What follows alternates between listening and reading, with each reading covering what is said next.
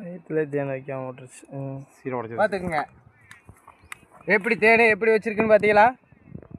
Golden கலரில் இருக்குது பாருங்க. பார்த்துங்க ஈயெல்லாம் எப்படி உயிரோட நேச்சுரலான தேனுங்க, சுத்தமான தேன், மருத்துவ குணம் உள்ளது. தேங்க்யூ ஆளுங்க.